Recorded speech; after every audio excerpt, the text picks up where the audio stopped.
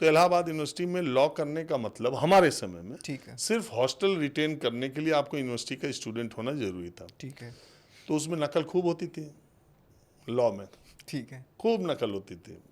नकल इसलिए भी होती थी कि उसमें नॉन सीरियस लोग ज़्यादा रहते थे। अच्छा, तो अब हम लोग को भी, हालांकि नए बच्चों को ये बताना कितना ठीक है नहीं है, लेकिन ठीक है। समय बदलता है ना, आप तो चेंज। जन्माष्टमी का टाइम था, मुझे अभी भी याद आता है।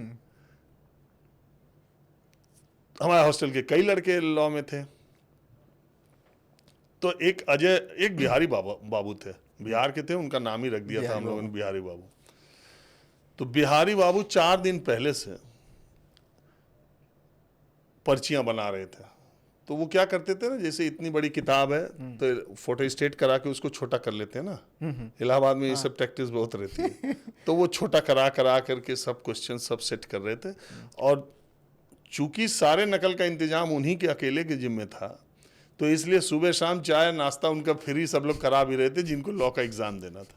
अच्छा, एक हॉस्टल वालों का एक ही सेंटर, मतलब एक ही साथ फॉर्म भरते हैं, एक ही जगह रूम में। अब जब एग्ज़ाम देने के लिए हम लोग हॉस्टल से निकले, अच्छा मैंने क्या किया था, मुझे बिहारी बाबू को बहुत यकीन नहीं था, तो मैं अपना पढ़ लिख के 2-4 सवाल का मामला मेरा फिट था। ऐसा नहीं था कि बिहारी बाबू नहीं देंगे तो कलम रुक जाएगी। लेकिन बहुत लोग ऐसे थे कि बिहारी बाबू नहीं देंगे तो रुकना रुकनी थी। बिहारी बाबू कैप वैप लगा के 6 लोग उनको पूरा, जैसे चीफ मिनिस्टर चलता है ना, ब्लैक कैट के घेरे रहते हैं, वैसे सुरक्षा घेरे में लेके उनको एग्जामिनेशन सेंटर में हम लोग पहुंचे। पेपर आ गया सर, बिहारी बाबू इशारा किया सबको, मतलब सब फंस गया, आ गया माल है। उसके बाद सब लोग इशारा कर रहे हैं, वो कुछ बोल ही नहीं रहा। तो सब, फिर ये हुआ कि आधा घंटा बीत गया, मैं तो अपना लिख रहा था। आपको पता थी 2-3?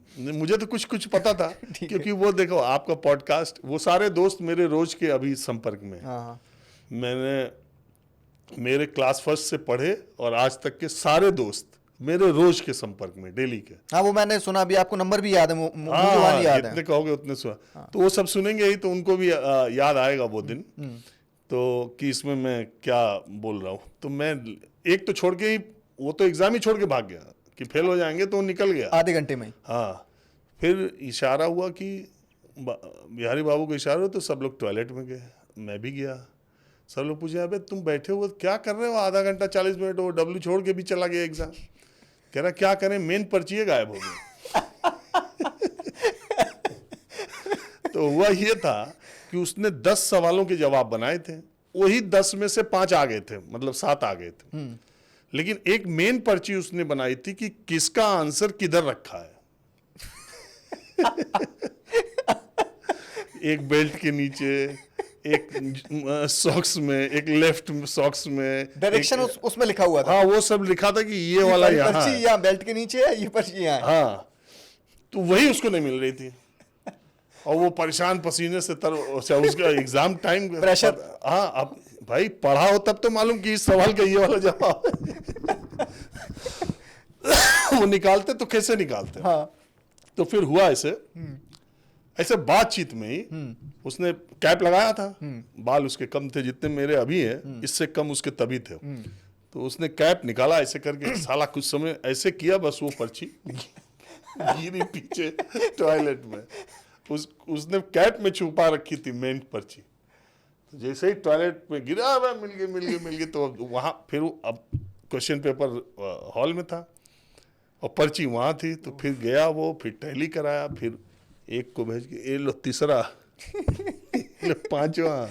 तो फिर वो 5 बट गए, फिर वही पांचों एक दूसरे को दे के, वाह, मजा आ गया सर। और सब पास हो गए। अच्छा, सब पास हो गए? उसमें से कई वकील में हाई कोर्ट में। कैसे वकील है? ठीक है। अभी तो वकील और पत्रकार एक ही कैटेगरी के हैं देश में।